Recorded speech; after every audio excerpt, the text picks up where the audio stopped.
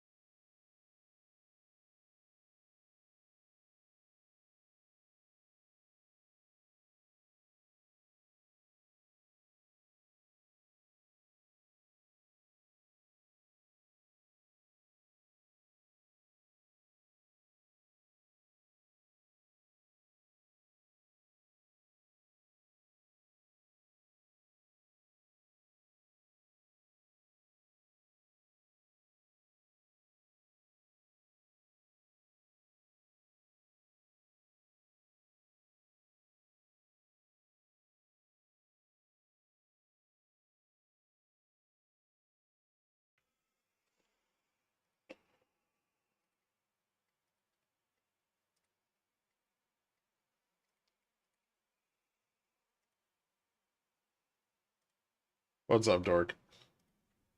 How you doing? Doing alright, man. How you doing? Good. I had to shovel my driveway today with this fucking Sierra cement. It sucked. Sounds terrible.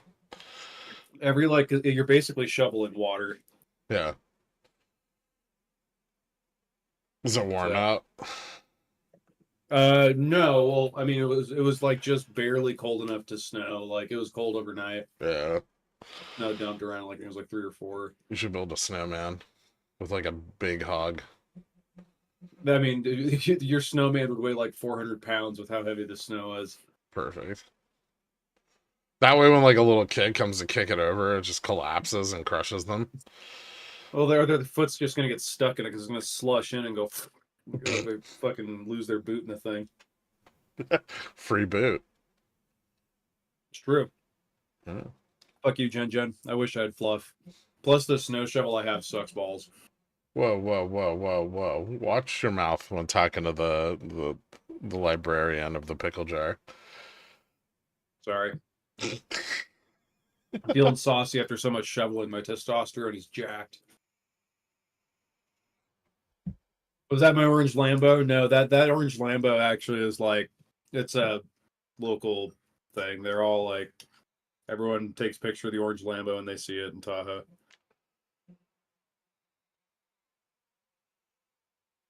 Ginger got you back.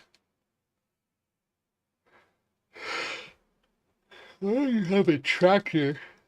I don't know why he doesn't have That's a a good question. snowplow mounted to the front of his Mazda 3.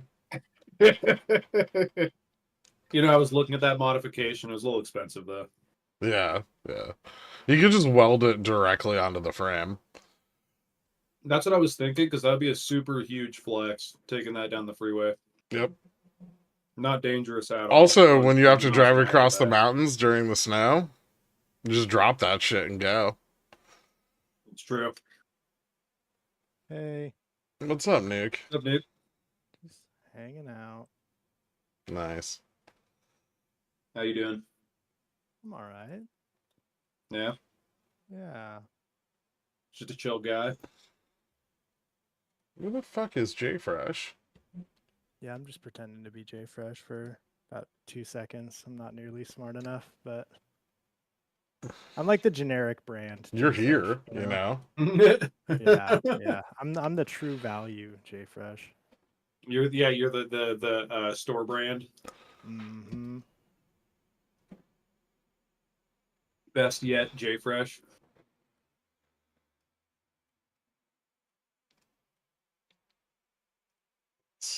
here.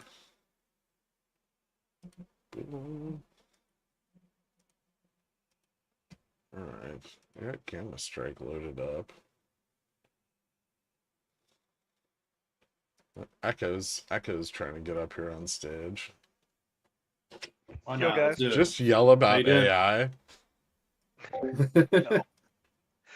This question is for Baby Whale Nuke. Nuke, are you going to meet with the new goodies that Gherkin showed briefly this week? It's kind of like the supercharged version of the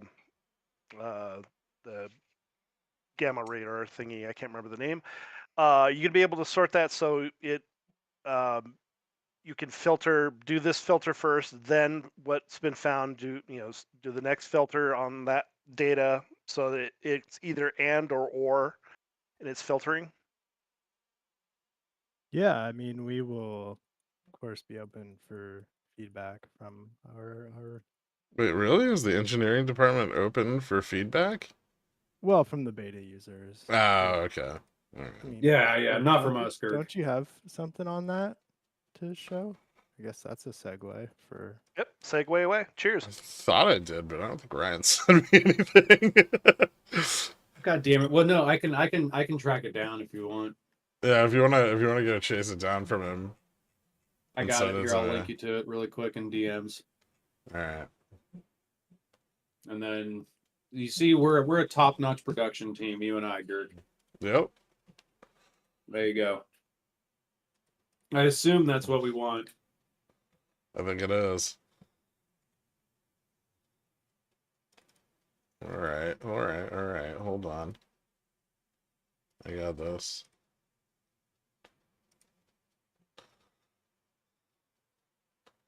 I got a screen share. How do I do this? Oh.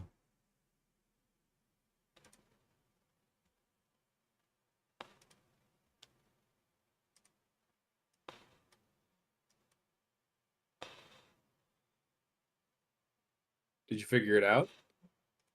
Maybe. Nice.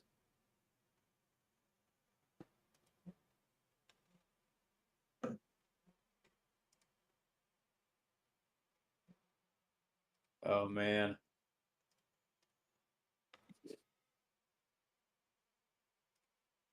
I'm gonna share it on the Discord too, though, which is gonna be weird. Oh, okay. I can share the audio. All right.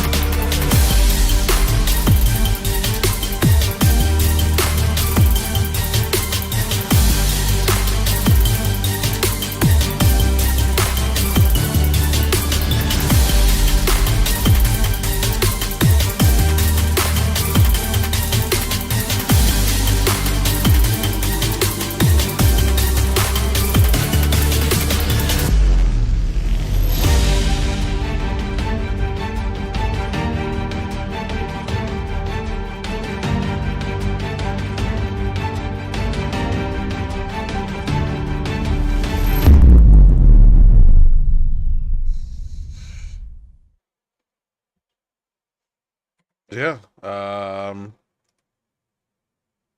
If I can figure out how to get the fuck out of my video player.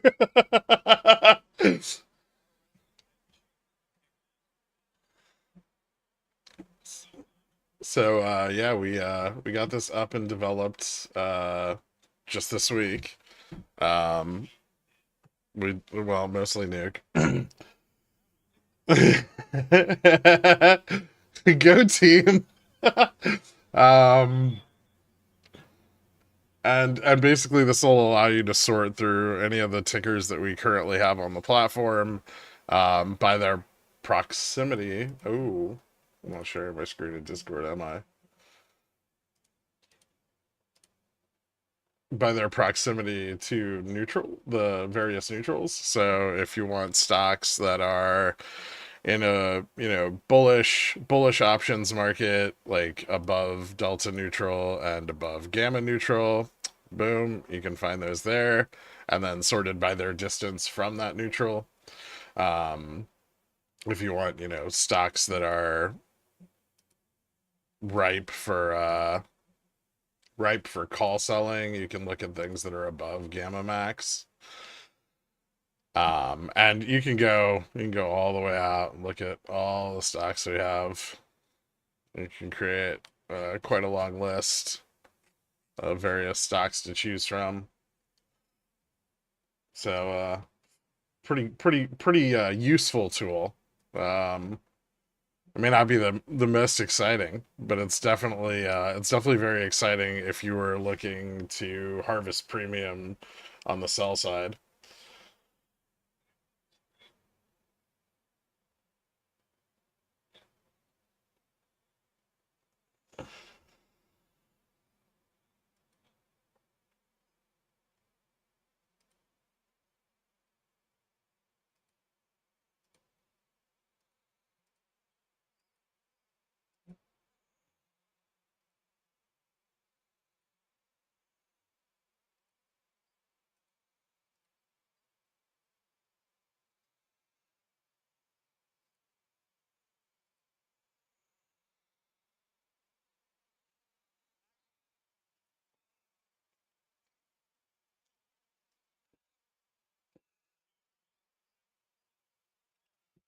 I like it.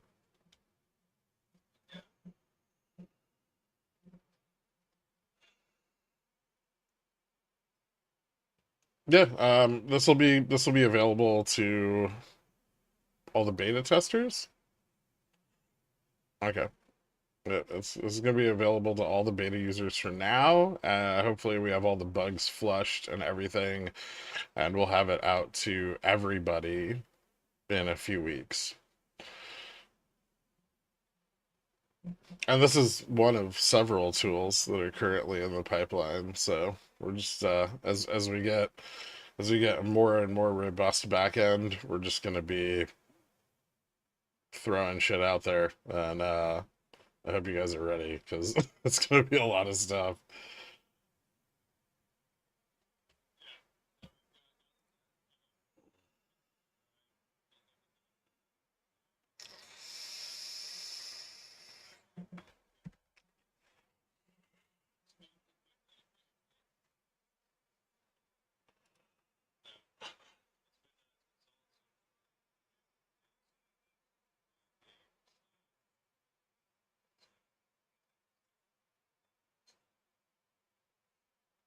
Yep, he is. Well, he's yeah, he's a machine.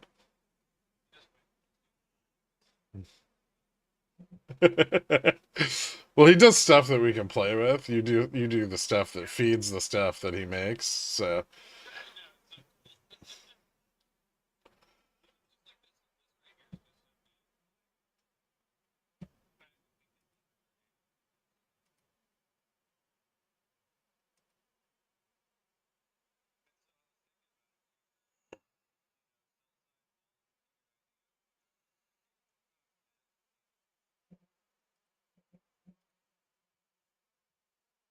all of these, I guess it's.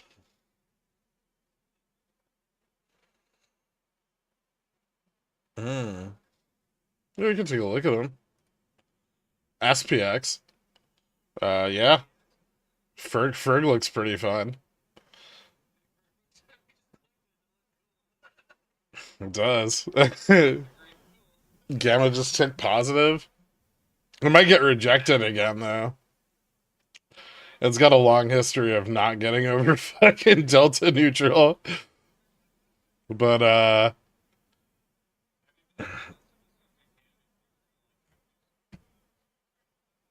yeah, exactly. Or even, I mean, SPX is a pretty good one if you want to do some kind of swing trade. But SPX had a pretty bullish day, which puts it distinctly in a well-supported area. You look at Dow. This is Dow Chemical, right? They can't hear. Oh, they can't hear They you. can't hear us. Yeah. They can hear you, but not Yeah. us. Well, it's not like you said anything important. I mean, Nuke I never did, do. but I got it fixed. Yay. Yeah, like this one. This one's been picking up a lot of delta. I guess Gamma's starting to turn a little positive on it. Maybe some people are getting bullish on like materials and like chemical processes and shit. I mean, ultimately, your revenues are going to go up, right? Yeah. Well, So not recently. I could see Dow doing okay, although that drop is wild. How's 3M been doing? I don't know. 3M's just been Pretty holding good. at like $1.50 ever since that fucking earnings call when it ripped. Yeah, $1.30, $1.50. it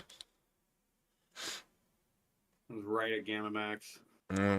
I wait. This one irritates me. I waited too long to get in on it.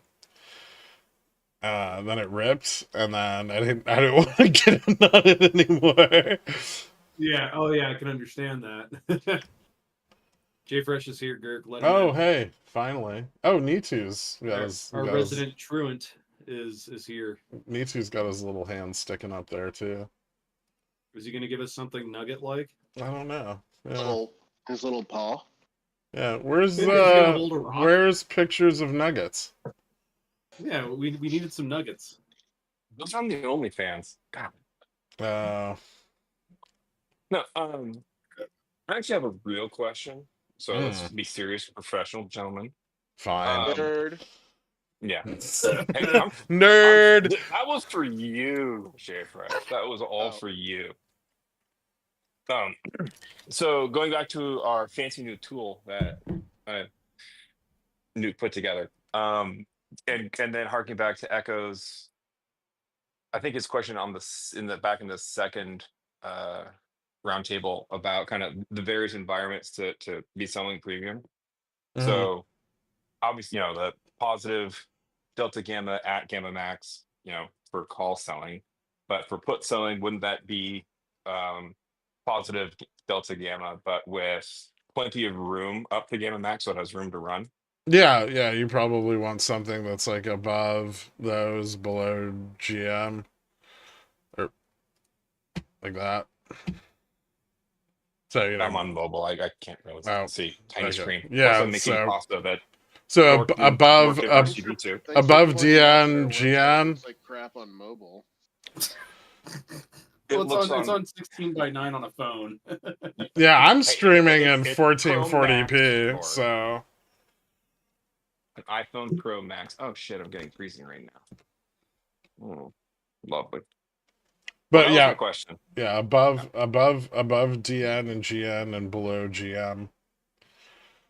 And the more room to run up to GM. Yeah. So I mean, like Fubo's right at the top of this list. It's got a pretty decent amount of room, like 12% to Gamma Max. Have you looked at Fubo's Greek Spice Strikes for this week and next week lately? I actually haven't, but we can take a look at that. Go look at this week and then look at next week. $4, and then also $4.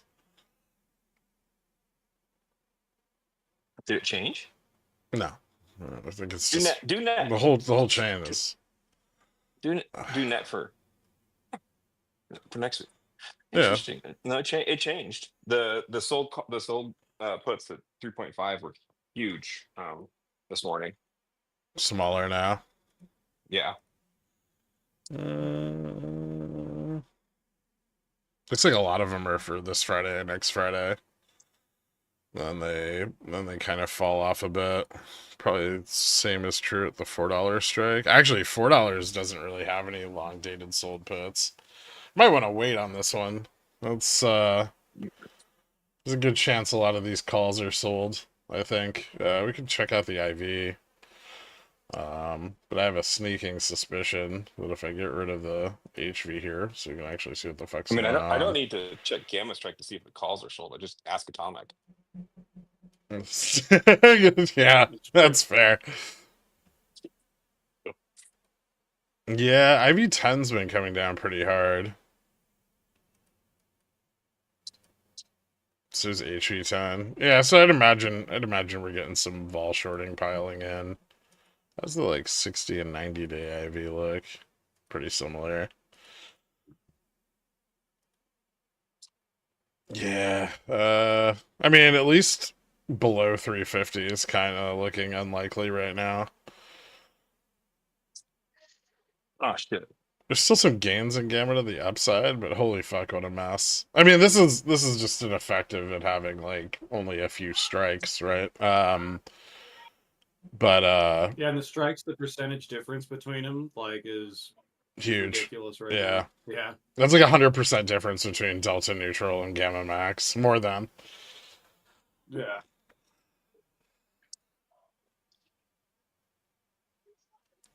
I did pick up some Delta, Gamma, and bounced today, though. So maybe it's got That's a why I good... think some of those puts closed because of the bounce. It's possible, yeah. Because it got back over $4. They were... Did it? Did it? It didn't. It was High close. for the day was 380. Maybe some of the 350s just got out. Short dated stuff.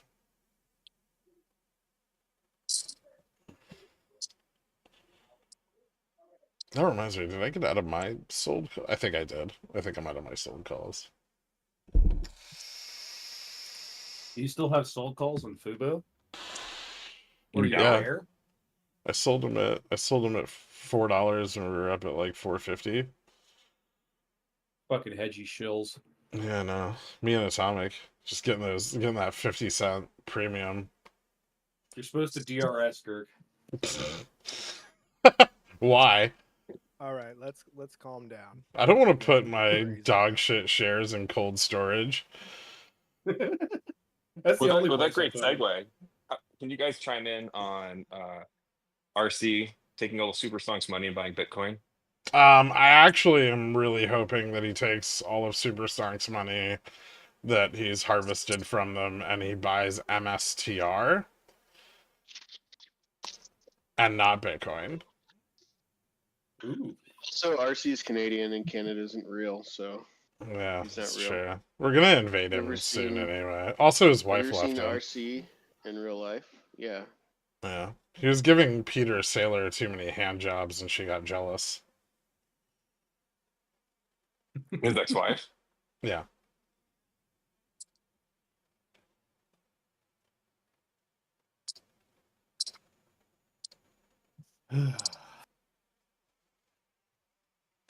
Yeah. So looking at PPI, pretty hot.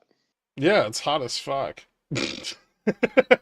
But no, you're not looking at the 12-month PPI. It Oh, was we're back to 12 hotter and unreported. Now it's lower than it was 12 months ago, but higher than it was 6 months ago. Okay. So everything's fine. Everything's fine. Yeah. Everything's perfect. Nothing's to Everything's fine. Trump's not going to ruin our economy for another 60 days. So we're good to go. Yeah. Let's do it. Yeah. I can't think Yeah, of a I'm more ready to win bullish this week. situation than economic collapse in 60 days.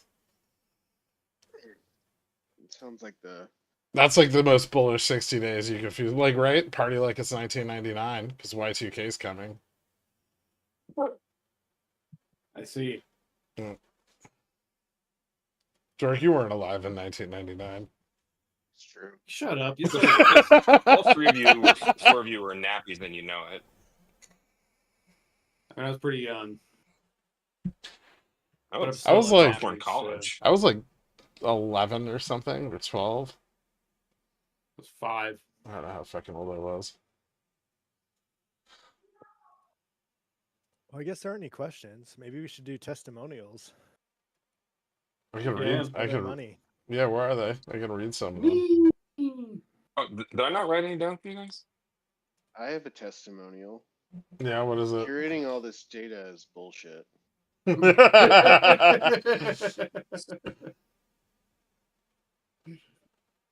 love it.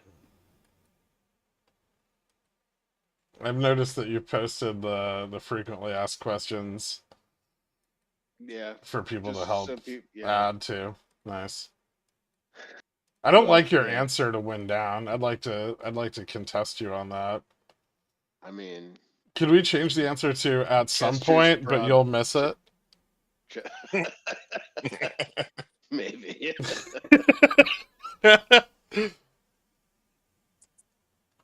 I've just been telling people who are like waiting for us to like, I don't know, plunge to this 5,000s for the last 3 weeks that stocks go up. Like every morning I just wake up and I get on my phone and I wait for somebody to be like, guys, are my puts gonna print? And then I just like come in and I slap down, the stocks go up, and then I just get out of bed and start my day. So we do have something to address. I think that's kind of important. A lot of people have felt left out because the base package does not include scanners. So the base package is designed for people who are mostly holding a large number of shares in companies, people who are managing like, you know, like an IRA or their 401k, and they're, you know, largely selling premium against their positioning, or need to understand macro market flows like in the stocks they own, right? They want to see the long-term flows in the stocks they own because they want to know if they want to be in them or out of them and during what periods. That's what that level is designed for. The middle tier, which we don't currently have right now, is going to be designed for people who are actively looking for stocks, doing investment analysis, and doing swing trading. That's coming out. That tier will have scanners. And then, you know, the live data tier is catered towards people who trade very short-term leveraged instruments. Degenerates, exactly. And so when that middle tier comes out, that will have the scanners. But for now, only the top tier has them. The reason being because we didn't want to give you guys the scanners in the bottom tier and then take them away from you, because that would have been really fucked up. So Yeah. that's how it's gonna work. I mean, they are each level is very specifically designed with a type of investor in mind. And if the bottom tier is not the thing you do, you might want to reconsider. Yeah, or you can be patient and wait for middle tier to come out. If that's Yeah, the specific and thing we you will want, we you will can have keep around with it. some like stuff baked in, you know, for people to move around, and they'll I think if you downgrade, it's like at the end of your cycle, right? It'll flip your subscription to whatever you move to, and if you upgrade, you'll get like a prorated amount towards the upgrade. Yeah, straight handles all that. Why are you still in here, Nitu? We answered your Yeah, check questions. me out. I'm just hanging out. I'm making pasta, waiting for Dork to get over here. Hold on. I've actually been outside your house the whole time. I know. I don't know how It's to cold. kick you out. There we go. I like it cold. Ouch. Just sitting up here, like hanging out. Oh, Gilgamesh. What's up? Gilgamesh, how you doing? I see you've recovered from the shame from earlier. Or shame. It's okay. He knows I what I'm am talking sorry. about. I feel deep shame.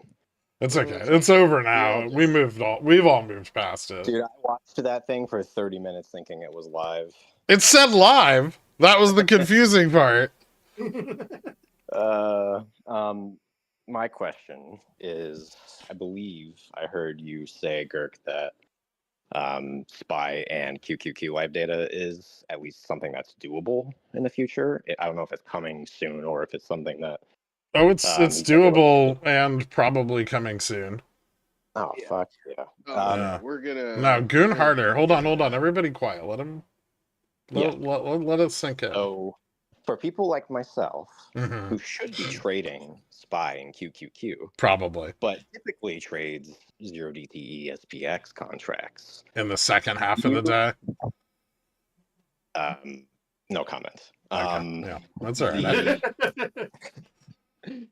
When it comes to like the market maker flip points, like I'm assuming if you're applying the same package that you have to the same instruments with QQQ, SPY, obviously, like Yep.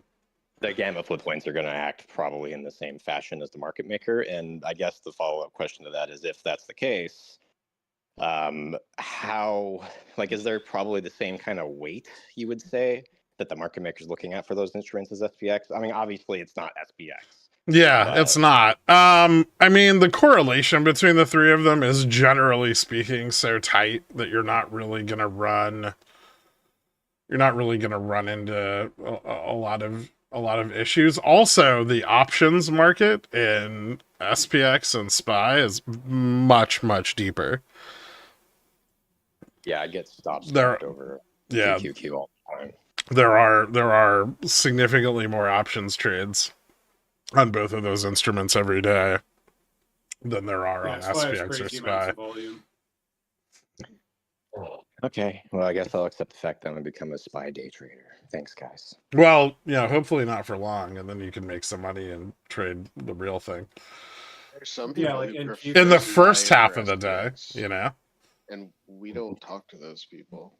You can, so with SPY, you have like. I can't imagine It's trading cheaper. an instrument that's not cash settled. Yeah, that's Yeah. the big thing. Like, I saw some, like, if you won the ability to just leave it open, which sometimes doesn't make sense if it's a 0DT, obviously, but Yeah. I don't want the broker to fuck me on a contract that's close to the money 30 minutes before close, which happens, I feel like, regardless of where I am.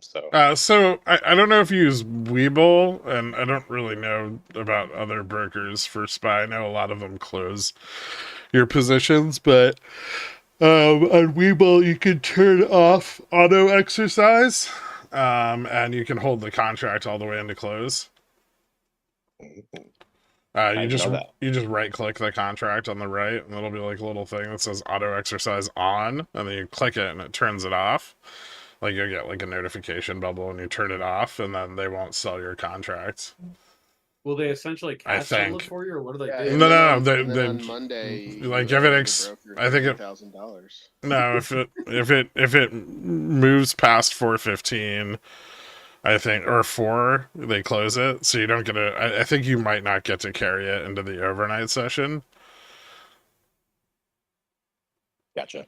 That makes sense. I use IBKR and Fidelity right now, but I do have WeBull too. So. I think IBKR has a way for you to turn that off also. Yeah, you can like prioritize, or you can at least like set up a certain level of priorities that they gave you. It's not like the best, but it's not the worst. I mean, yeah, and if it's in Dork, to your end, if it's in the money, the broker just keeps the money.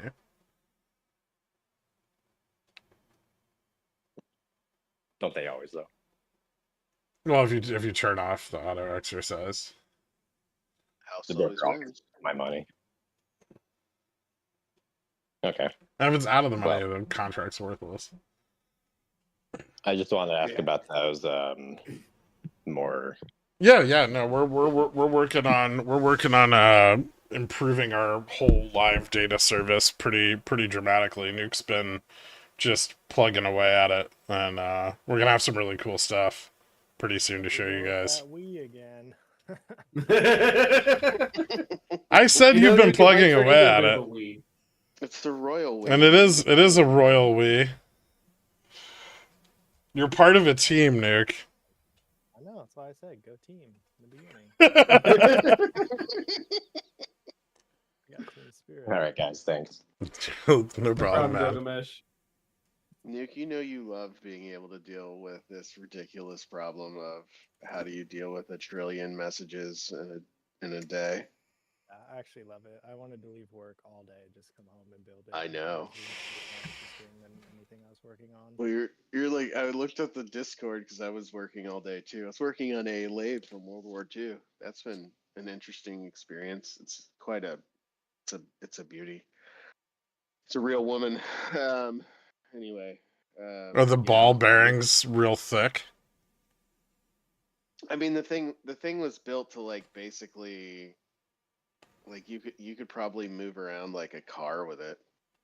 It's like the size of it's massive, but it's yeah, it's just so overbuilt. It's like in the, like in World War II or like way back then, like people didn't have all the equipment and time and money and international trade and all this shit to like make things super efficient just for the thing they wanted. So everything's super overbuilt. So this thing's just like designed to hold so much, and it's so smooth. It's like those just, refrigerators from the 50s that just won't die. Yeah, but it's also just like because everything's like dovetailed and stuff. It's just like covered in baby oil. Nice. So you're just like dealing with you're just like giving like an oil massage to this wonderful, like massive 15-foot tall Amazonian god. This is your dream. Yeah. But yeah, I've been every time I wash my hand, I've been washing my hands for like 3 hours, and every time I wash my hands, more like it's just still brown. Nice. That's the good Anyway, stuff. back to the Careful, you're in Texas. You might get deported. True. Don't wave at any ICE agents. Sorry, I'm totally sidetracked. I got enrobed in the thought of this. It's funny because the machine shop guy asked him if it had a name, and its name is Albert, so it's not even a woman, but I like to pretend it is. Just like you to rub baby oil on the wood of Albert. Yeah. No, I'm not surprised. So Saber, how you doing? How you doing, man? What's going on, boys? What's going on? So I have 2 questions. One's like a quick, just top of the run of the mill thing, and then another one's more in depth. I'm doing first great. question- Thanks for asking. Yeah, how you guys doing? Good? Yeah, go ahead, I'm man. Albert all day. I'm Yeah, Yeah. you got that worked out of up. the way. So the first question is, I see in the documents it says the data is updated twice, once around like 7 p.m. and then once more in the morning. Does the data in the morning portray on the G-scan as well, like new OI updates for G-scan tickers? So right now the data is updating once per day, at 7 p.m. As you guys are used to. However, as we roll out the new backend, we will be updating with the OI changes twice in the overnight. So you'll have one that's built off the estimated changes that come at end of day, one that's built off of the official report, and then yes, those things will change. And that'll be probably around like 6-7 a.m. Eastern time when we start rolling those out. Now, those generally, now I'll tell you something about those. It's kind of important. Those morning updates usually don't have much of an effect, if any, especially on weekdays. The time when those are really important is like Sunday. Well, I guess Monday in the AM, because that's when you get a lot of equity option exercise, especially following like OPEXs. And so that second report is like exercised options. So it has really no effect on SPX or SPXW because those are all cash settled. But it does have some effect on equity options in that not all of the exercised options have been reported yet at Friday's end of day report. And so there can be pretty substantial moves in like equity OI, and it'll usually be around major expirations, earnings, and OPEX. Sometimes dividend dates also. Is there going to be a way to see that change between, since this like it displays as one day as you click through? Yeah. To scrub back the data. Is there going to be a way to differentiate between the overnight change and the morning change if there's a substantial one on like say Sunday or Monday morning? Probably not. That would require us storing the prior one, which we're gonna erase and refresh. Yeah, we were just gonna. Our plan was just to update it. So Yeah, I it mean, probably wouldn't make much of a difference, right? it would be like like the OI updates. I mean, like you can't really like trade on that information necessarily, right? Like you could, I guess you could Yeah, see you don't know if it's bought or sold or not. yeah, exactly, and like I guess you could see like the assignment / exercise sort of impact, but I mean, it's I can see like how it could be cool to look at, but I'm not exactly sure like what like super actionable data you would get from that change rather than You just the values should, themselves. I mean, yeah, you should get like almost no net effect, assuming that, Delta is fully hedged already on any in the money options that are exercised. Then relatively all of the positioning should stay the same. There are outliers, and that's the only reason we're even considering doing the double update. Because there could be an outlier. But I would say that, if you're watching a stock and it's gone through an OPEX or had a big earnings or had a dividend, then maybe double check it before the market open. See if anything's really substantially changed from the plan you had laid out. But I would say 99.9% of the time it's not going to be very significant. Or if there's going to be anything at all, like if you looked at those numbers, I bet on a ton of things it would just be zero. Yeah, and then But sometimes, like a big earnings or something, right? Yeah, it could have an effect. Yeah, for exercises in the pre-market or something. Mm-hmm. And then the second, more in-depth question for you, Gherk, is some days you'll say on stream, "Oh, if spot breaks this level, it's gonna start squeezing calls on the live data."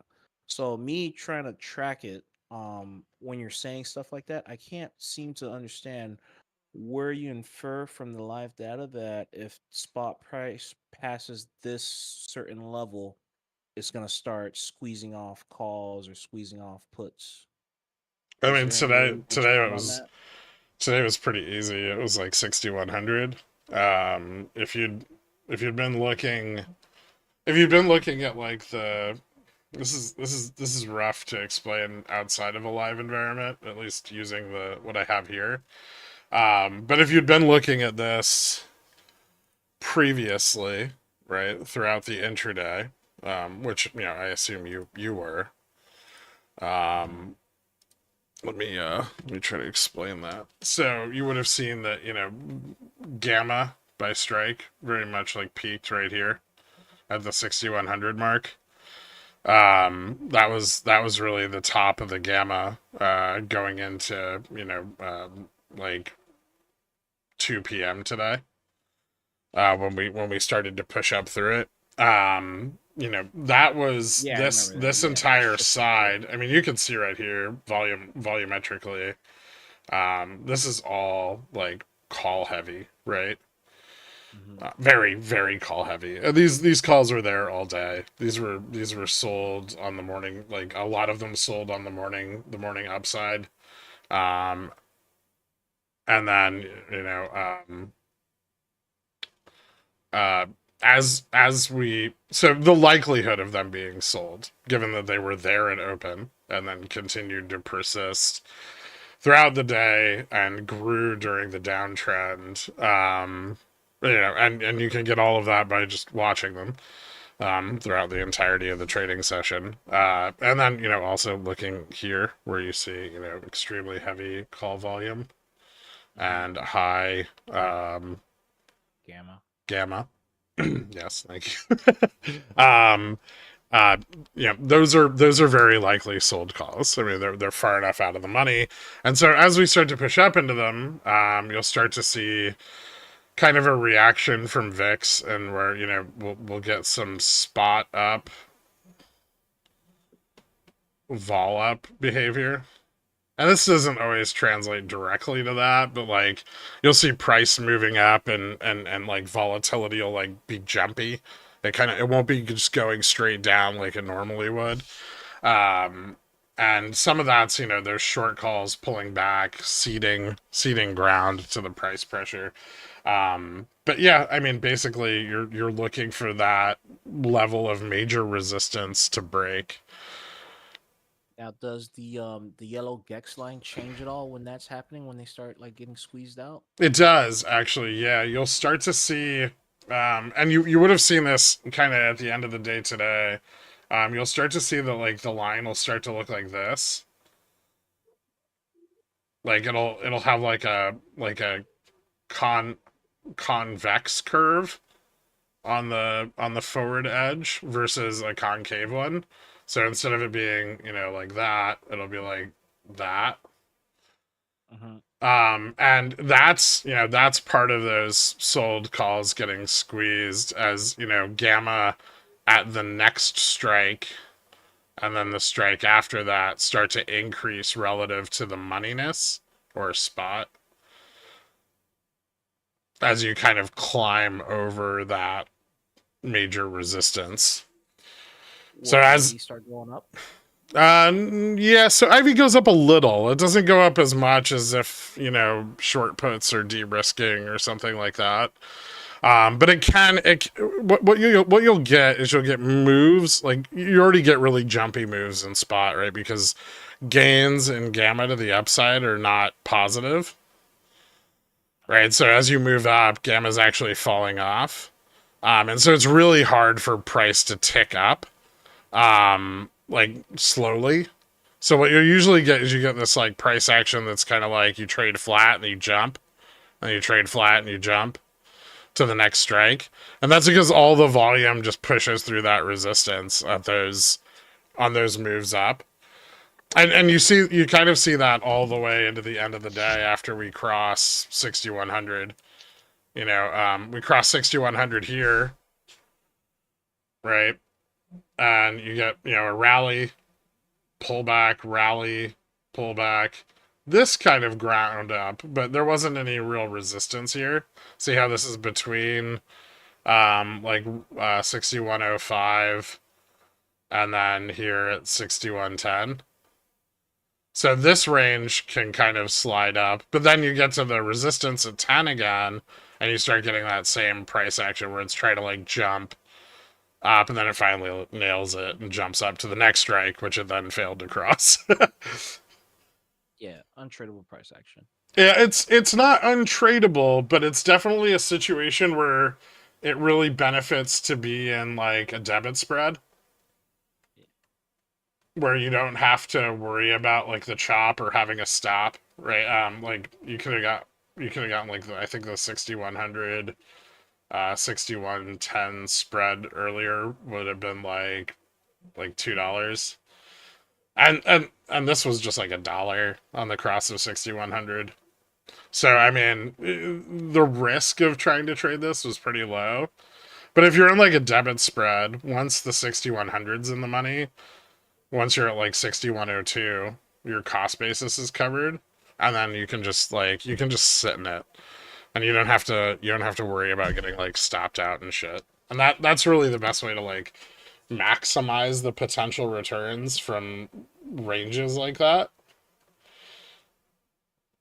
Yeah, because just long options, you'll get ticked out if you Yeah, stuff. yeah. Yeah, you will. Alright, Or options with theta would be the other way to go. Like, you know, having a call for 1 Not or at that 3 level yet. DT. Yeah, Yeah, not at that level yet for SPX theta. that's expensive. Yeah. It's very, Sound good. very expensive. But again, debit spreads can, if you want to swing trade SPX on roughly the same budget that you intraday trade it, you can make use of debit or credit spreads to reduce that capital allocation. Alright. No, that's another way to manage that. You could sell the put spread, right? Like you could sell like the 6190 or 6090, 6110 put spread, something like that. That's a Um, credit one? That's yeah. a put spread. Yeah. Okay. You could sell like the in the money credit spread with the expectation that you'll go higher because you'll get most of the total premium, right? So if you sell it 10 wide and it's out, like it's in the money, you're gonna get like $7 to $9. And so as it moves up, you know, that the cost to buy it back goes down. And so, you know, it might settle around $1. You're negative $1 against $9 credit. You make $8 times 100. Yeah, that'd be awesome. So that's another way of like betting on the out of the money move without too much risk exposure, right? Because then your total risk exposure is the difference between 1,000 or $10 and whatever credit you receive. So say if you receive $8 credit, your total risk on the position is only $200. Versus, you know, buying the at the money call for like $780 and your total risk is $780. So if you get burned on this shit, you're fucked. If you get burned on this shit, you know, you lost 1/4 of what you would have on a long call. With the exact same, you know, profit potential in this scenario at least. I would just open 4 of them. Yeah, I know you would, Dork. Wait, you have enough money to open a margin account now because you hit it big on that put. Have you blown it all up already? Limited to day trades. What's up? No, I have not, but then you get limited to day trades. Yeah. Yeah, but you just sell options for the next day. You're in options. I know. I made a shitload of money on 6110s today. It was awesome. Nice. I didn't trade today. I was too busy. I did buy a put that was like $1 because I was just bored. All right, we got. The market didn't go down. Does that answer all your questions, Saber? Busy oiling up thank you. Albert. Awesome, man. Thank you so much for coming on. All right. Yeah, thank you, Saber. See you, Hope boys. we helped. Oh yeah. People were watching me yesterday too. I was doing pretty good yesterday. Oh my god, I love this guy's 4 for 5. PFP. Hey, thanks. Oh, the rabid raccoon. What's up, Oh, Kay? it shakes and stuff too when he Yeah, talks. dude. Why the fuck doesn't It's, mine do that? You have to shill Discord. You have to pay for like the premium, and then also Oh. able to give. I hate giving them money. Yeah, fair enough. This might be covered in the docs. JFish, thanks for writing them. But my question is, I put a screenshot of this in the platform beta discussion channel, but it's basically trying to grok the significance of gamma per strike in the live view of SPX. So in the screenshot, basically my understanding when I'm looking at this, like if I'm trying to make a trade off this, I see that there's a lot of gamma at 60/40 and less at 60/50, and then Gex is positive above 60/50. So it looks like that 60/40 would be supportive and that it could be reasonable to expect the price to go up. And that basically if it's a larger bar, it's resistance, and if it's a shorter bar, it could be easier to go in that direction. Yeah, But I'm not sure how wildly off that is, or if that's mostly right. It's or a like the pretty- nuance required. that's a pretty good like basic assumption. It Really can simply- It can become a lot more nuanced, but I mean, generally speaking, big bars hard, small bars soft. So really quickly, this is important. Did you just say you're trying to grok what's happening on these Yeah, don't say charts? grok. Well, no, it's okay. It's Ruined okay. the word He's grok. yeah. So he would. So I'm assuming that you're referring to what was it? Is that The Martian, or is that like Stranger in a Strange Land? One of those two books. No, that's the like tech bro brain rot. It's a real word that means to understand something intuitively. That word came from either Stranger in a Strange Land or The Martian. I don't remember which. I think it's in reference to X's AI bot. It's God. apparently, I just googled it. It's Come apparently a on, word stop. invented by Robert Heyman. Yeah, He's an so it was American Stranger in a author. Strange Land. Yeah, I love that book. And that's where I Yeah, heard Stranger in it. a I Strange didn't Land. know Yep, if it was, that's it. yeah. So that was forgot if it was that or The Martian though. I like those For old some reason, sci-fi I was books. thinking it was Moon as a harsh mistress, but it is Stranger But in a that's Strange Land. So Robert Heinlein is a great author, and Stranger in a Strange Land is a great, amazing book. It's definitely worth a read. Fantastic. Following question. So if the bars are of equal length, if they're either which would mean the gamma is about equal per strike. Yeah. Does that mean that the price between it is like a nothing burger? Like there's not as much resistance, and the price could move faster, or is the rate of the price potential, like the momentum, is that predominantly determined by if it's a positive gex or negative gex environment, or like if we're under? If it's positive or negative. So the behavior, Yeah. of price is heavily dependent on positive and negative gax. The more positive the environment, the slower. Remember, like as you go up higher, the has more positive gamma exposure. And so they are selling the uptick harder and harder. Gotcha. And then, in a negative gamma environment, as you go down, they're selling the downtick harder and harder because gamma becomes more and more negative. And so price action really becomes grindy when the is heavily, not only when there is more positive gamma out of the money, but the is already very positively exposed to gamma. Because in a positive environment, the selling the uptick, but it also means that price isn't likely to pull back very far. Got it. And so this is actually really important because I think a lot of people don't understand this dynamic, and it makes them flighty with calls the way they are with puts. That's exactly what I'm running into. Yeah. And with puts, you want to be flighty because the like in a negative gamma environment, the MM's selling the downtick, but they're buying the uptick. So reversals are really fast and sharp.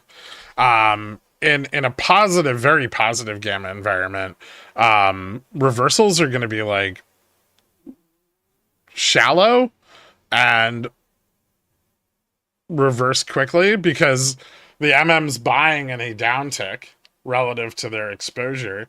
And then, when price kind of turns around, so it doesn't fall very far. And then when price turns around, and you get the momentum from like the short positions closing, you tend to just end up like right back at the price you started at.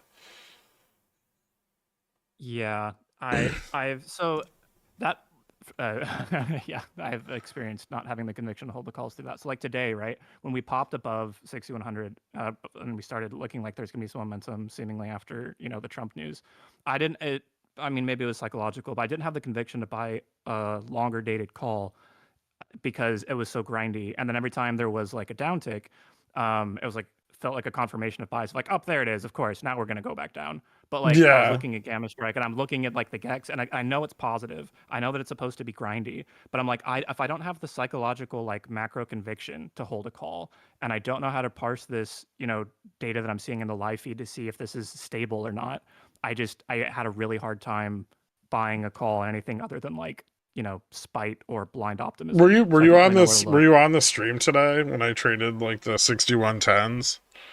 Yeah, I saw you buying those, but I didn't have the conviction or the no, that's fine. But like, I think like that's kind of how you want to manage those positions. Like it seemed really obvious that like, 6110 was kind of the at the time I bought them. And things shifted a little bit. We had a lot of time above 6100 today because we moved up around like 2. So we had like 2 hours before close to like really just keep pushing. But like the 6110 and the 6100 had started to like level out. Like you had the big peak of gamma Yeah, at totally. like Sounds like a mountain. 6100. Yeah, and then it kind of like it went like that to 10 and then it just dumped. So I was targeting 10 because as you get above 6100, that gamma is going to shift more positive. Oh, got it. So you entered in the expectation that that graph is going to change. Yeah. Got it. And so I was targeting, the 6110, and I had to hold through, both of these pullbacks, which were pretty rough actually. Especially on like a $1 contract. But ultimately that, paid off with the 6110 tests. And then I got out, so I did miss out on like a couple more bucks in the end of the day. But this shit is really unpredictable. That really could have gone I mean, right here, right before the end of day, that could have gone either way. It could have dumped or ripped. It really just depended on what participants did in those last like 5 minutes. But so hypothetically, sorry, go ahead. Oh yeah, so like you have all of that huge support at 6100 there, and all of that delta is in the money, right? So all of that charm is pushing up. And so, your conviction in calls here should be stronger. There's really never a scenario, unless you're below monthly delta neutral, that conviction in puts should be strong. That makes a lot of sense for how much crap you give bears. Yeah. Because that doesn't happen very often.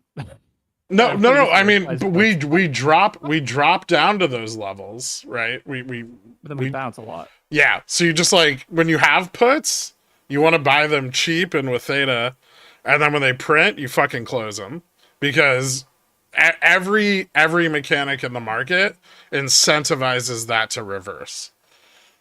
Got it. It's extraordinarily rare, like less than 0.001% of trading days where the market just keeps dumping. Yeah. Even in a crash, you'll drop like 3% overnight, recover 2% during the day. 3% overnight, 2% up, 3% down, 2% up.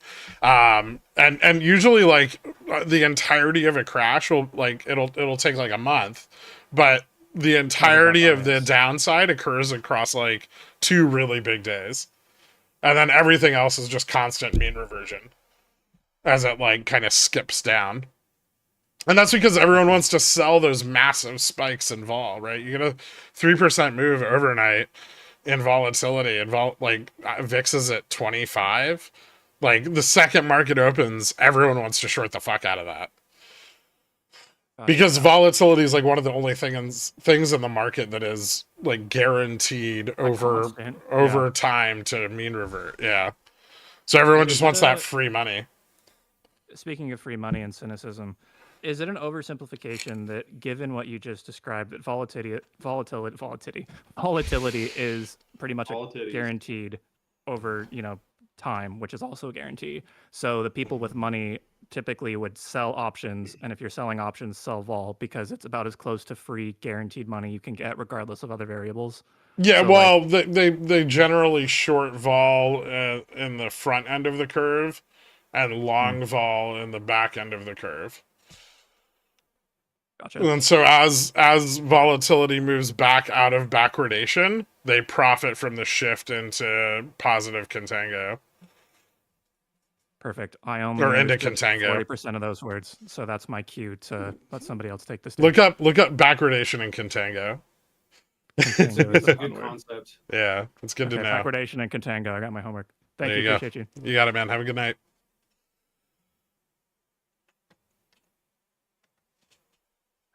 Hold on, I have to jump in on this because I really hate it when people say like oh, these words are confusing. So like it must be a confusing concept. The financial world, like everything, every specialty is guilty of this, using language that just is difficult to understand. But at least in like real disciplines, the language is just to be more specific, because there are so many different terms and so many different things to keep track of. You need a language that has higher specificity than traditional just talking to somebody and asking them about their day and what they ate for dinner and yada yada. But finance, like, doesn't. Yeah, and maybe I need to make a glossary. It's on the list. But finance doesn't really make up terms for things that are more specific. They just make up bullshit terms. So like backwardation and contango is just basically is the curve facing up or down over duration. Like, it's not a difficult concept. Just go look it up and read it and be like, why the fuck did they call it backwardation and contango, and just move along with your life.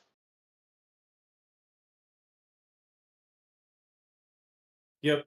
That's definitely the way that you need to approach these kinds of things, right? We hear unfamiliar and new things all day. Just because something has a long name or something like that doesn't mean you're not going to remember what it is. Usually, all the the same. longer the name, the dumber the person was that came up with it. Yeah, like At least in backwardation is a made up word. I could have Yeah. came up with that. Yeah. All words are made up. Bunch of ding dongs. Yeah, you guys should all look up the Rockwell automation commercial. It's so funny. It's like 50 years old, but it's just chef's kiss. Bread down underbite.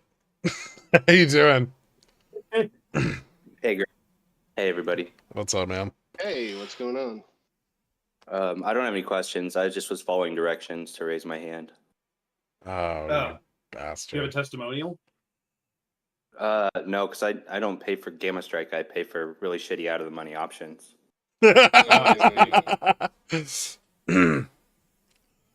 Well, Mm, maybe all someday. right. Well, I listen. will say though that ever since you streamed yesterday after Gherk left, and you left your finals thing up for Twitch, I'm now getting nonstop notifications for people streaming the finals. So I hate you even more. Gherk. Excellent. Oh, it's good content. Oh, actually, no. Some of those streamers are super toxic, so I don't know how great it is. Good content. I don't know. My kids are really good at finding good content. I feel like I get sucked in. Like, I think YouTube is stupid because I'm old, but then I get like sucked into some stupid streamer talking about some weird thing, and I'm like, fucking hate this shit. And then you don't leave. Oh, yeah, And then you don't leave for 4 years. That's like the. That's how I ended up on Pi-Fi. Well, that's I sent JFresh a 30-minute video on ball bearings. I was like, what the? Or it was piston rings. And I was like, dude, there's no fucking way I'm gonna watch this whole thing. I'm gonna watch a little bit of it, and then I watched the entire fucking thing, just captivated the entire time. That's popcorn. That's why Popcorn Trader does what he does. Ball bearings. No, That's what it's all about. He does sheet metal. Or did. He sold that business. He's a millionaire. He's like, he has more money than anyone in here, except for Gherk.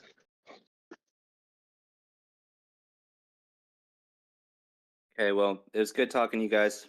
I'll just go back to trolling on the stream. So Dork, that was a good one that you sent me. I watched the whole thing too. It was actually just really well put together. It was amazing. It was good I think content. one of the greatest like engineering, like educational videos of all time. It was made by shit. It was like one of the main car companies, like Dodge, or I don't remember who it was, but it's go look up. All you have to do is go on Google and just look up how a differential works. You want to know how your car is able to take turns. Yeah. Like, it is one of the best videos ever made, but it's also just like, it's got great entertainment factor. Like, they had the wherewithal to know that, like, if we want people to watch this video about how a differential works, we need to have people standing on running motorcycles It's just a great video. Yeah, no, the Got limited something split for everyone. differential is fucking an amazing piece of engineering. Stand then, up like, for at the 2 end- seconds. What the fuck are you guys talking about? Where like the man and the woman, they like put like these big barrels on either wheel, and then they have a man and a woman just like trying to run in place on the barrel as the car is turning. It's just beautiful. Like the theatrical effort put into that is absolutely fantastic. Just type in how a differential works, it'll pop up. Also automatic transmissions, but those ones start to get into some weird shit. Shit, it's not popping up. Hold on, let me just find it. Yeah, don't Google auto trannies. You're gonna get some weird results. Moped, what's up, man? Hey, what's up, guys? How you doing, dude? Good, good. How you guys doing? Hanging in there. Fair enough.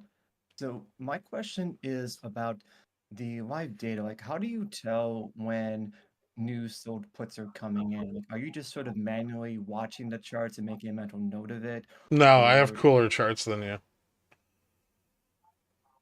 There is a isn't trick isn't though. that always the case? Do you want to know the trick? You can watch the IV curve, which we explained last week. Yeah.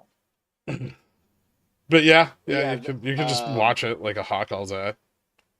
Yeah, and if you want to know why the IV curve tells you that, you can read in the docs about supply and demand in terms of IV and why that affects IV. Okay, yeah, I've started reading through the docs, but honestly, it's gonna take more than a couple passes just for that to sink in a bit more with that chart. So Keep notes on like what didn't make sense. It helps me. I will tell you something that's kind of important because I see a lot of you guys getting a little lost in the weeds. We've made this tool very easy to use without doing a lot of thinking.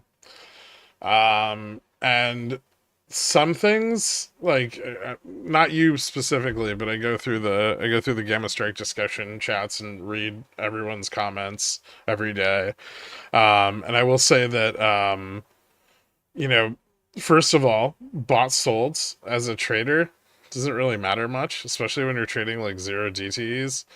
It might matter a little bit more on equities, but logic will just dictate what those positions are usually. So, if the stock drops and all of a sudden there's a bunch of puts in the money, like at the strike above spot, and IV fell with, or IV picked up with those puts coming in, like, it's very likely that those puts are sold and things are going to reverse, just like really obvious reactions. Or like it's been running at resistance, which is a big call wall for several days, and then vol keeps falling off.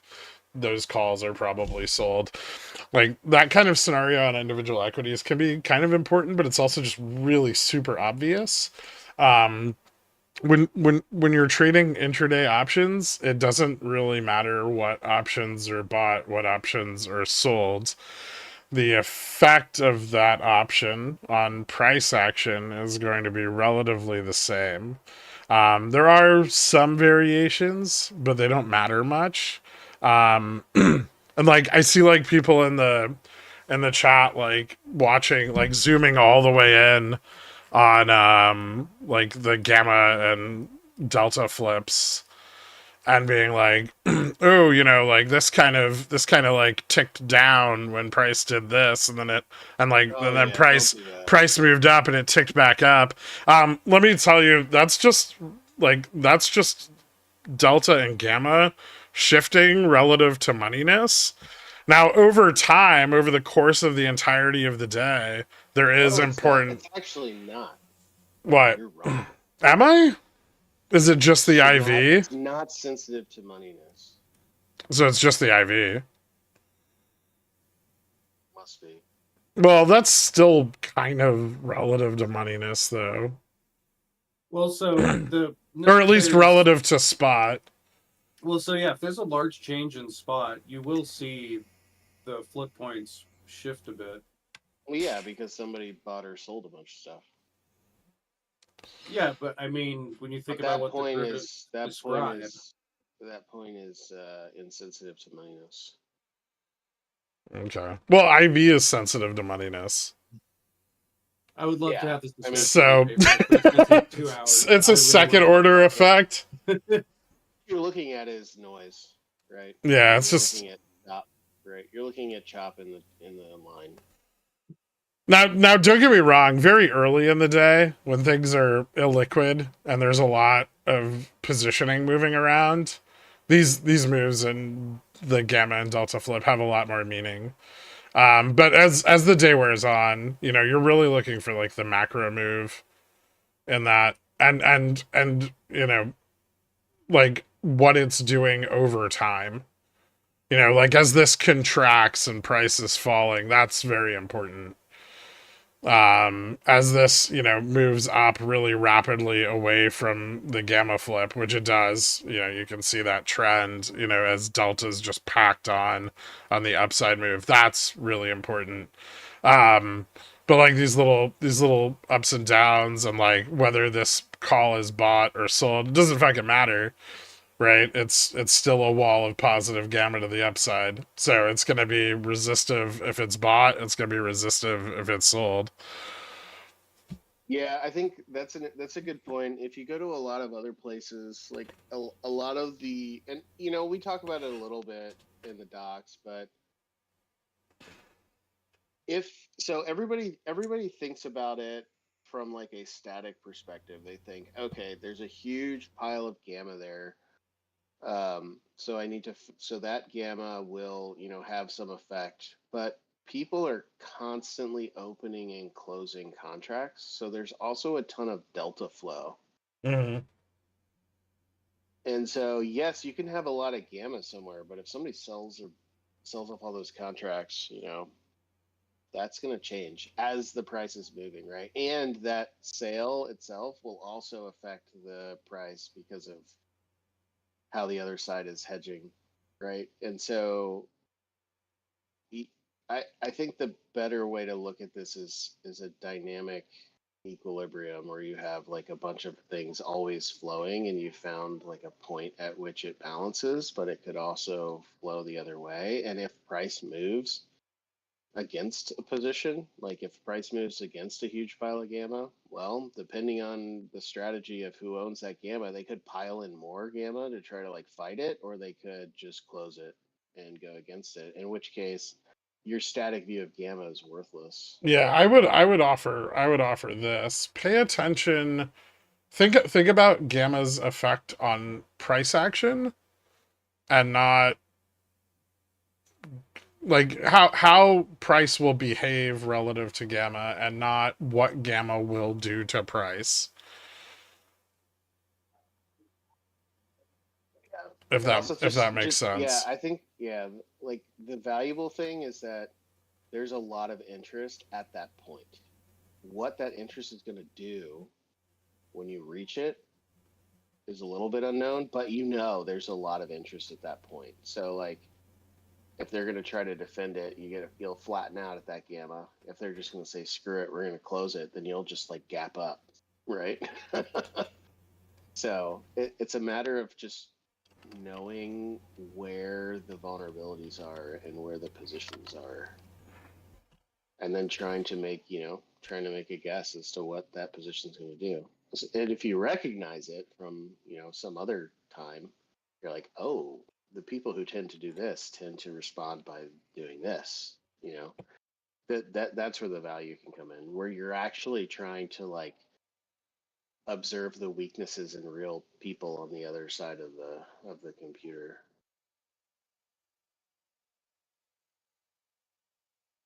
I don't know. That probably all sounded insane. No, I mean it's people really think of it in a very linear sense, and I've tried 1,000 different ways to explain the effect of gamma and the market maker and how that influences the way the market maker is kind of pulling on price, or pushing on price, and you should be trading the expected behavior of price action, not the expected behavior of gamma on the chain. And you're gonna be a lot more profitable if you stop trying to, like, think of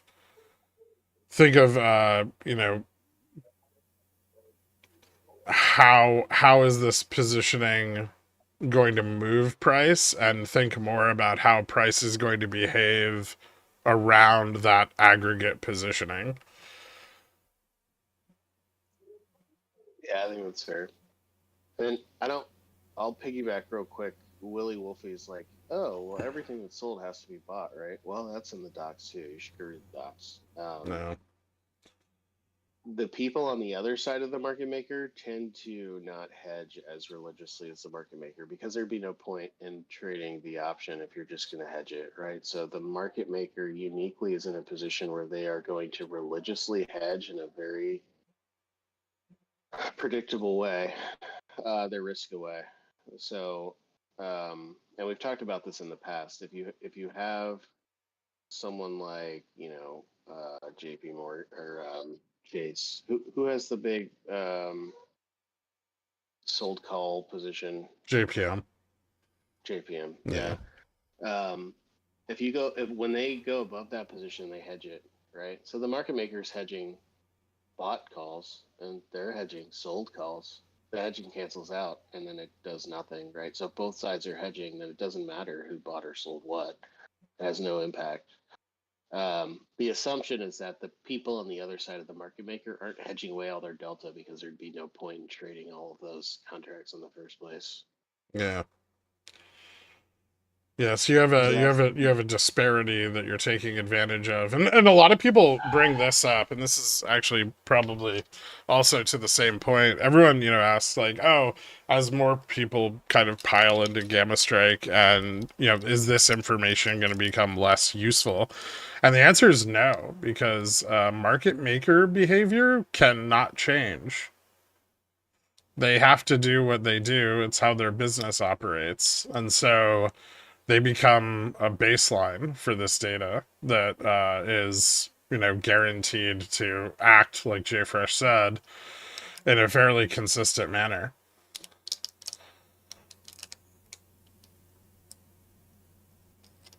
Is another way of thinking it of like the price, it's like a fluid, it's going to move, and the position is sort of how the environment is set up, and so it's going to flow anyways, and you're kind of looking at the environment. Does that make any sense? Or is Yeah, this off? yeah. Yeah, I mean, price will move generally in the path of least resistance. I always use the example with gamma of, like, gravity. As you approach objects with higher density, you're more likely to experience the effects of gravity, both pulling away from, moving towards, and falling away from.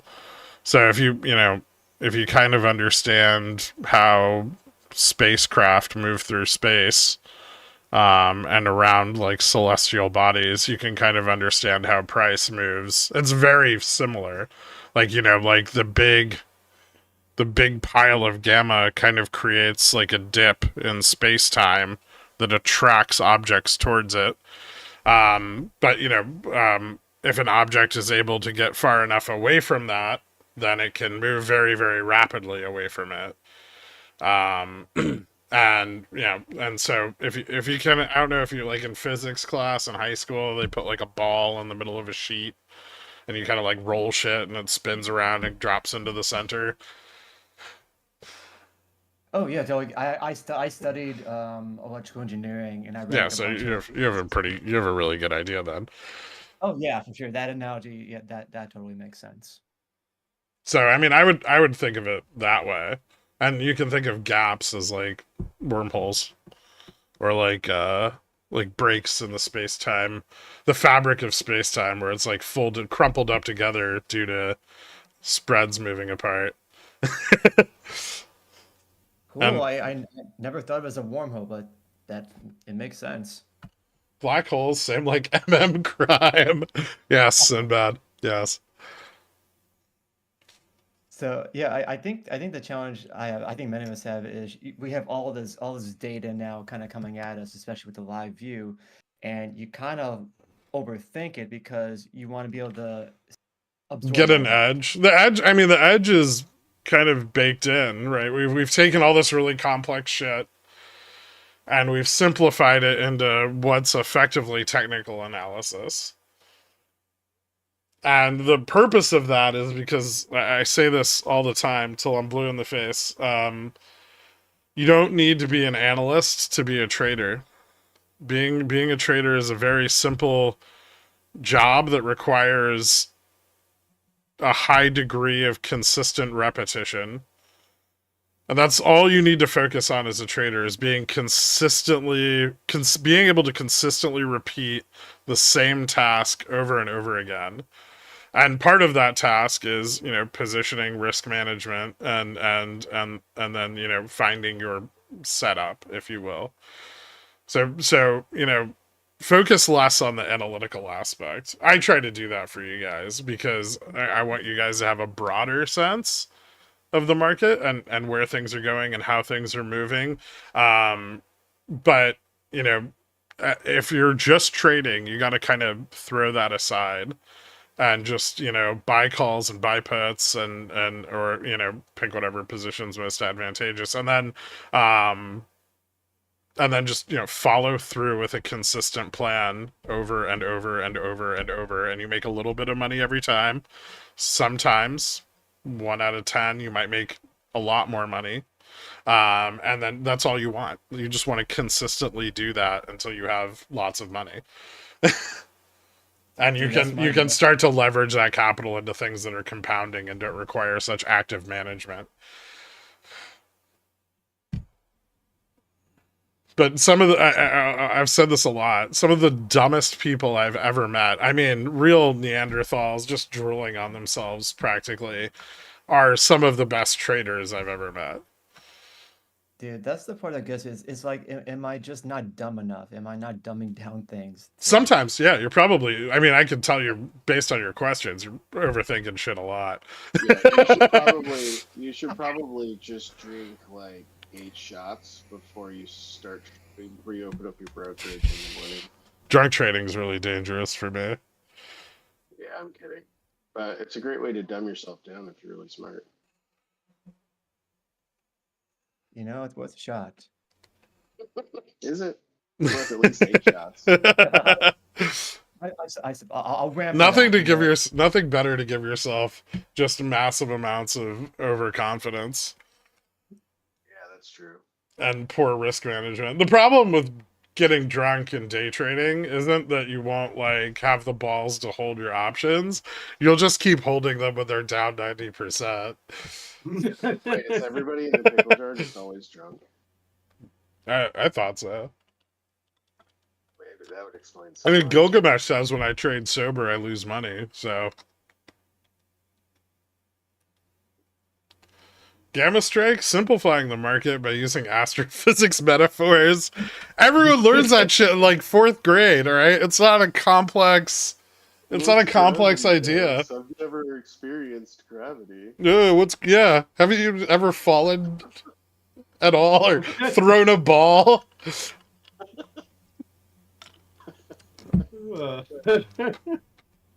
They've spent their entire lives in a centrifuge. Fuck you, Nitu. I'm not saying Neanderthals. I hate that. Ugh.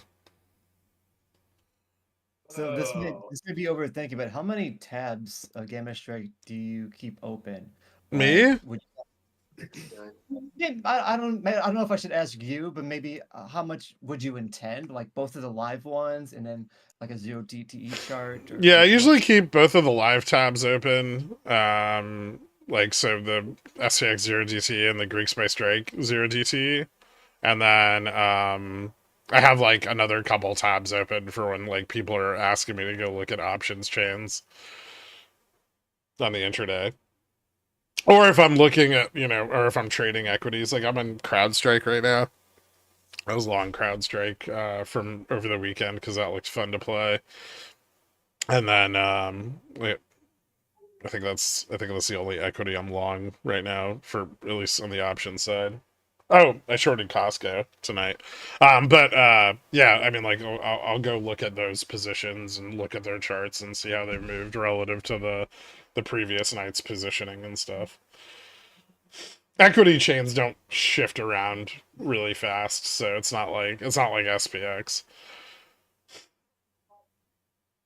Cool, gotcha. So I think my main takeaway is I'm gonna read through the documentation a couple times, try not to overthink stuff too much. Just try not to overthink the actual act of trading. It's great to overthink your analysis, because I mean that's how you get into positions where you're buying deeply underpriced options before their value is realized, right? I mean that's the goal of everything in the market: buy low, sell high. So I mean, having the analytical tools which we offer and being able to use them is great for the analysis side. But once you've done your analysis, right, and you're just going to actually trade something, that's when the analysis should be set in stone. You've already done it, right? You don't need to do more analysis. You need to focus on the trade. You need to focus on your entry. You need to focus on your risk management, and you need to make sure that you're exposed the way you want to be, and that's it. That is trading in its essence. And everyone will try to complicate that, but it's really not. It's risk managed gambling, that you're trying to get an edge on the house.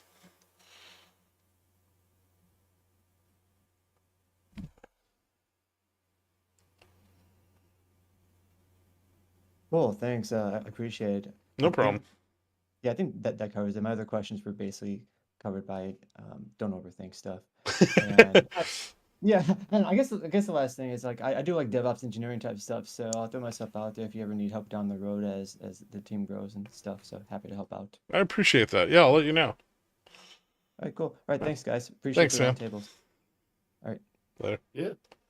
Oh, we got another hand up. Who's this? Who? It's Rick Dipper. Rick Dipper. Rick Dipper of the Bread Clan.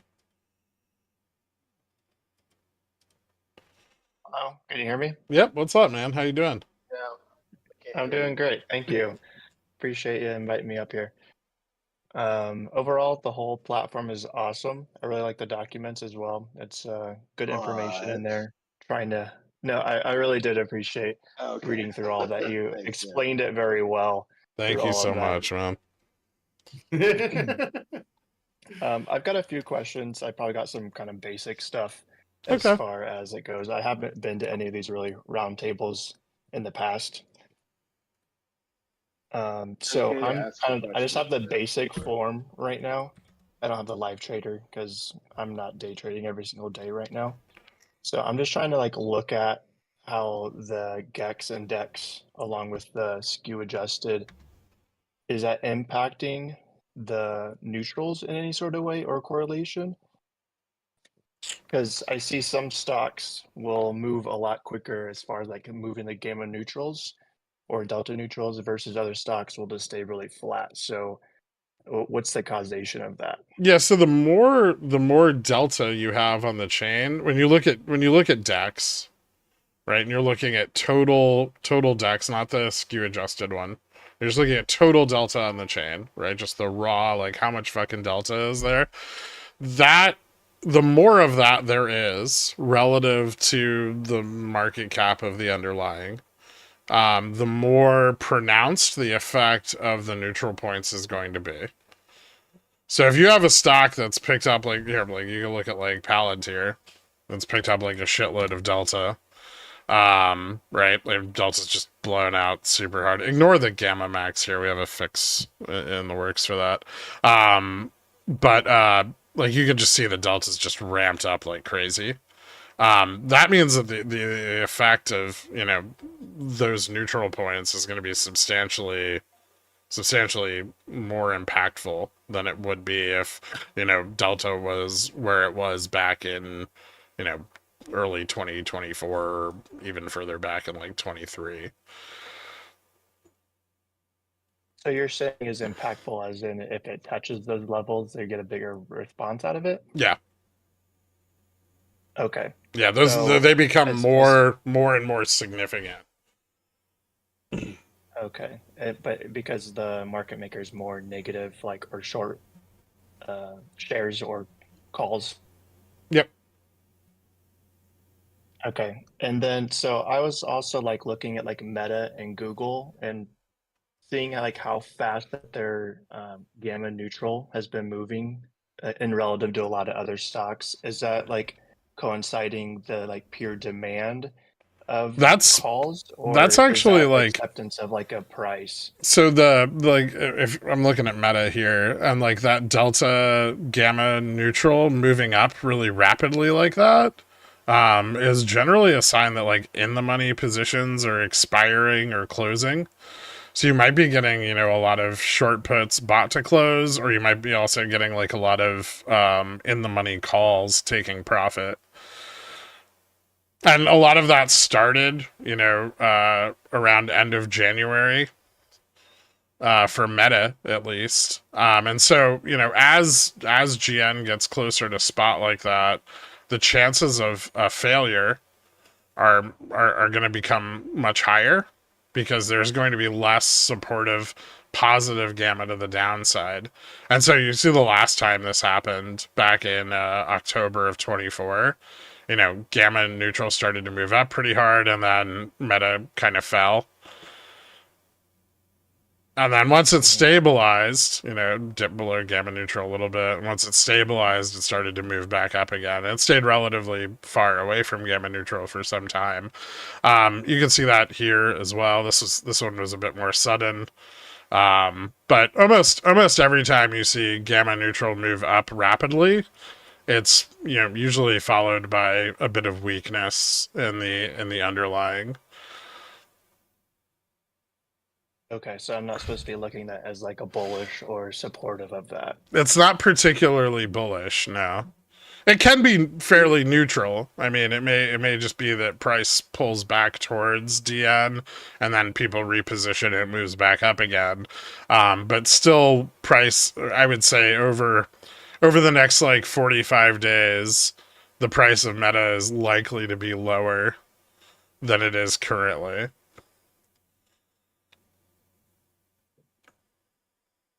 And then so like the skew adjusted on the GEX, that would be still showing people are relatively bullish because that's driving down like that? Yes. Yeah. Yeah. Yeah. So people are still pushing up on it, and this could have quite a bit more ways to go. But as those start to flatten out and turn around, that's when I'd be looking for things to start, you know, moving down and, you know, profit taking. Okay, that kind of answered my next question, was how would you use that as like a more momentum point of seeing where you want to aim for, like directionally? Yeah. I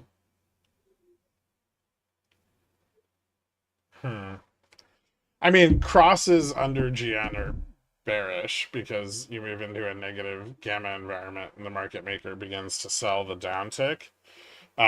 Support, however, forms very frequently on GN. So it's a very risky entry point for a short.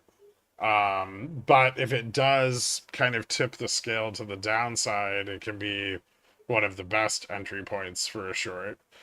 And there's, you know, there's some argument about that. You can sometimes you can short things on gamma max, particularly things that are like overpriced very quickly, like very rapid moves up, things like GameStop.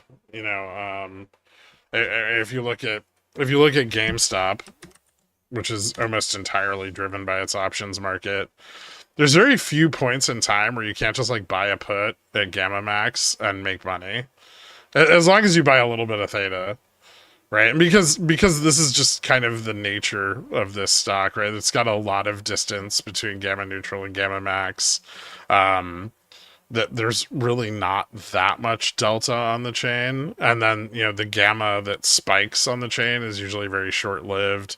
If you look at the IV for GME, right, it's very spiky. Like it goes up, comes right back down, goes up, comes down, goes up, comes down. Some stocks are very, very consistent. Like their IV is going to stay consistently higher for longer because people don't want to short vol on them. It's because it's a lot of risk. They're actually bullish, and so stuff like this, you can look for short opportunities at Gamma Max. Stuff like Google or Meta. So if we go look at Goog, you can here, but it's a bit riskier, and the returns are less substantial. And so something like this, you'd really probably want to wait for it to get under GN. And Google's been really bullish for a very long time. You see how far GN has stayed from spot. You see it during some of those periods, even delta neutral was above GN. So, that like, there's all that positive delta in the money supporting price. And then, as GN crosses DN, things get a little bit more bearish, or like as it starts to move up through here. And now actually, you've got a pretty decent downside move on Google, and GN's climbing up. Now, if Google falls through GN, that's probably going to be a pretty good opportunity, because if we go back here and look, price action below GN on Google, very bearish. You have to go all the way back to like 2022, but it is quite bearish when it falls below GN. It really hasn't been below it since. But that also means that because of the, like people are trying to keep it that way. Yeah. So, but I mean, be warned. Over the last 2 years, every test of gamma neutral has led to a really strong bounce. I mean, this is a pretty gnarly fucking acceleration of gamma neutral, but yeah, this is definitely gonna be, maybe just go long vol.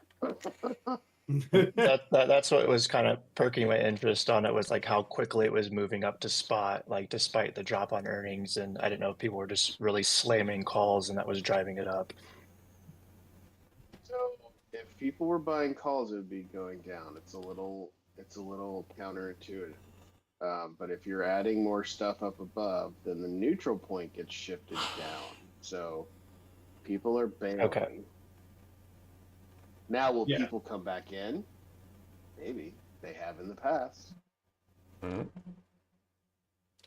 True. Okay, that's a good and way that's to look what at that's it. that's I one of can the reasons I like to use adjust like my on positioning or what I want to do. on equities generally, especially big ones like Cat and Google and stuff. I'd rather use delta neutral as like my short confirm than gamma neutral, because gamma neutral can be so flighty on equities. But like a loss of delta neutral is just bad. That's just, there's no ifs, ands, or buts about it. If delta on the chain is negative, that's not a good position to be in. I mean, it depends on who you are. Sure. Okay. Yeah. But I mean, it's not a good position for the longs. Yeah.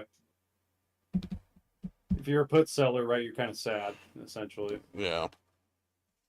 Unless you wanted those shares, which maybe you did, then you're kind of happy, I guess. As long as you're okay with holding those shares at a much higher price than spot for a really long time. Right. Yeah, it's true. No one really likes the Man, Google's got some wacky price action in the past. It's just Google, dude. It's Google. Yeah. What are you gonna do? I wonder. Oh, you know what it Well, is? It's probably because this one's more liquid. Yeah, this is way more liquid. It's still got some weird shit, but it's more liquid. Yeah, no problem. All right.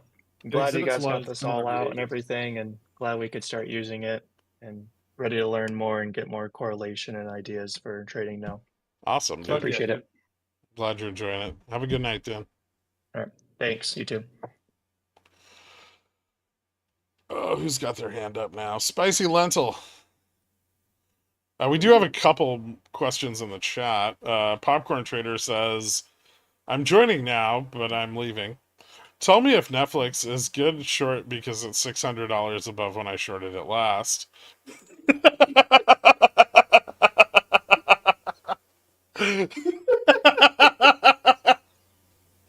Man, Popcorn Trader really just wants to short the most bullish shit.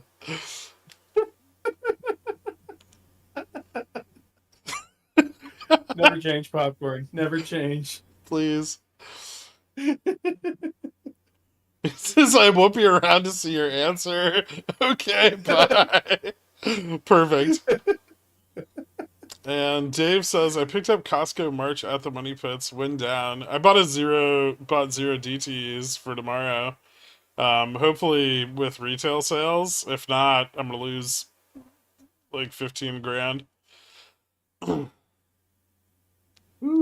16 grand? Well, not all of it, but some of it. Spicy Lennel, what's up, man? Hey guys. So I've been sort of like following MongoDB for a while, and I don't know what that means. Well, I've been trading for a while. But anyways, looking at this, I guess what was curious was just like, so for like this week, MDB, it has a lot of gamma at like the 290 strike. And then if I like go to like the next week, it falls. It's MDB? No, MDB. MDB. MDB. Yeah. Oh. Ticker MDB, yeah. Okay.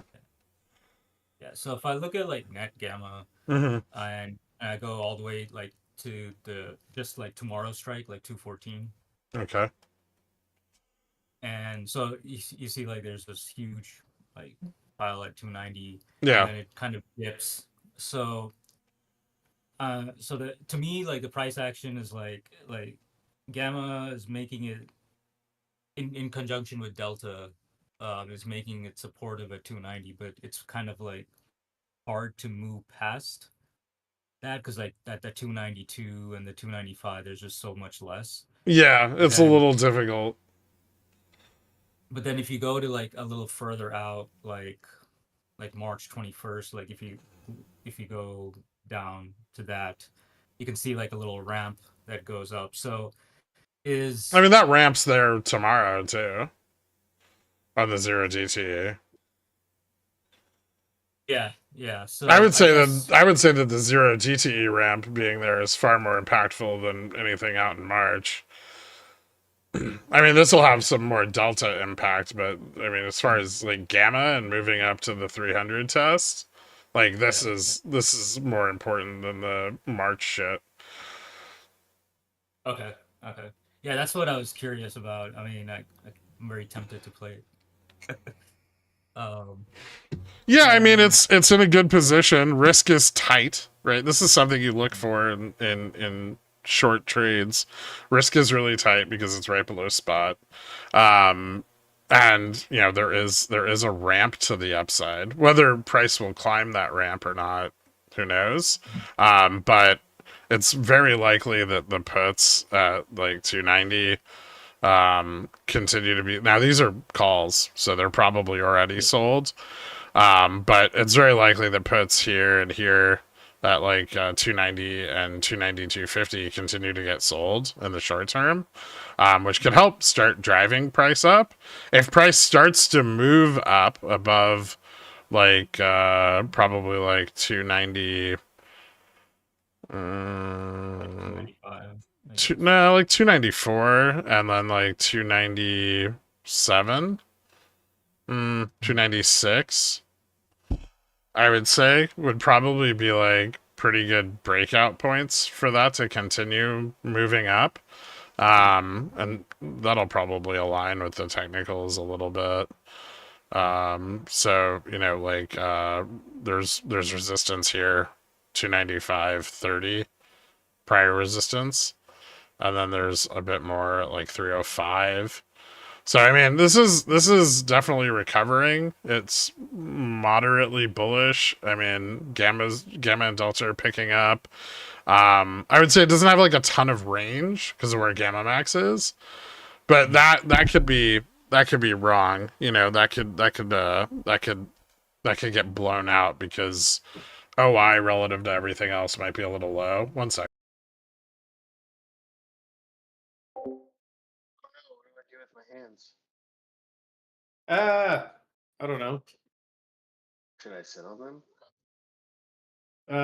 Probably. That's what I'm doing right now, just to be safe.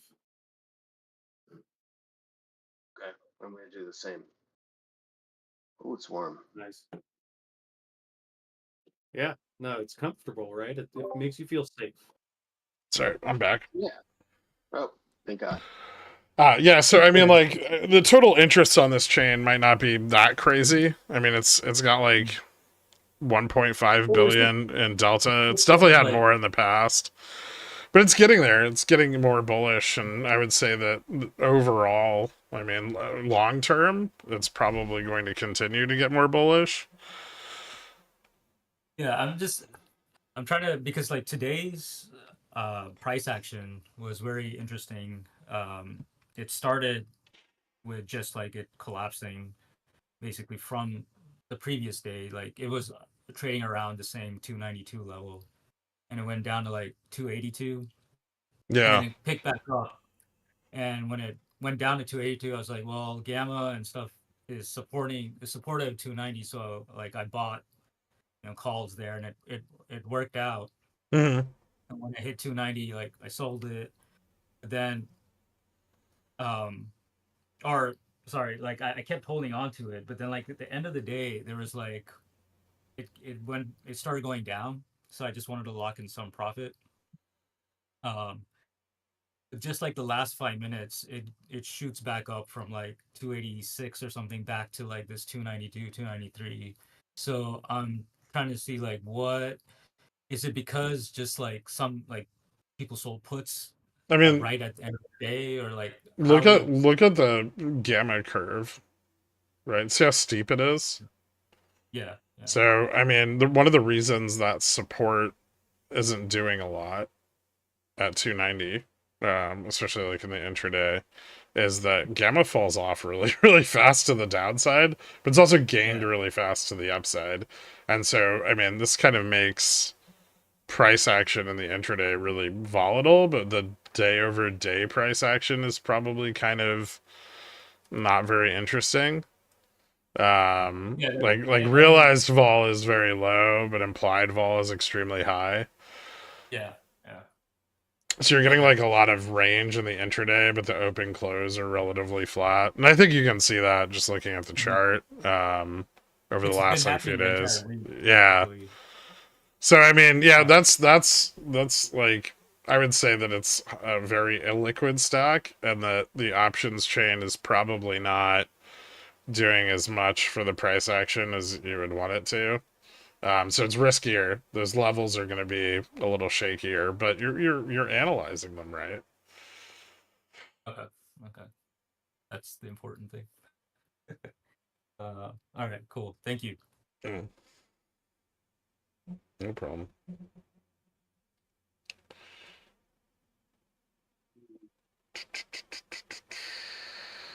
Anyone else? Are we done for the night? It's been about 2 hours.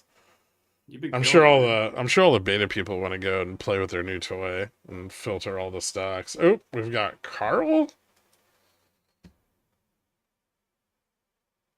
Hello, Carl. Oh. Are you gonna ask us what gamma is? I could. Do you want me to? No. I don't really have anything. I just wanted to come say hi. Oh, what's up, man? How's Barrel? Did he get Dork's complaints managed for the week? I know I submitted at least 3 sexual harassment complaints against him.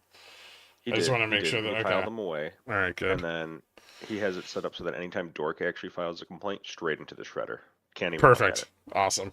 That's exactly how it's supposed to work.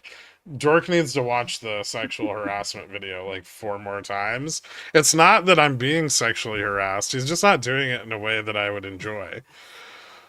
So we actually have Dork's computer set up so that every time he logs in, he has to watch it.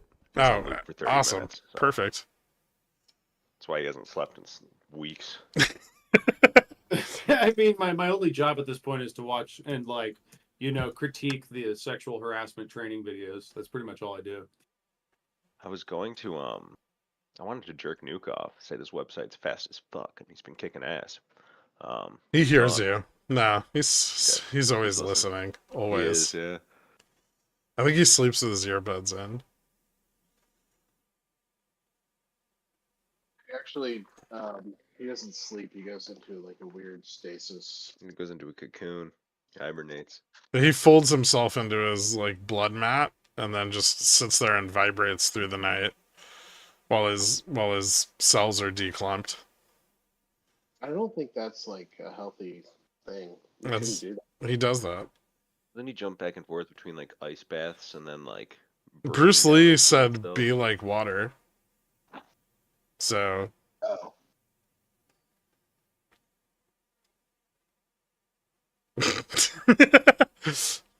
What better way than to vibrate your cells apart until you actually become a liquid? That sounds destructive.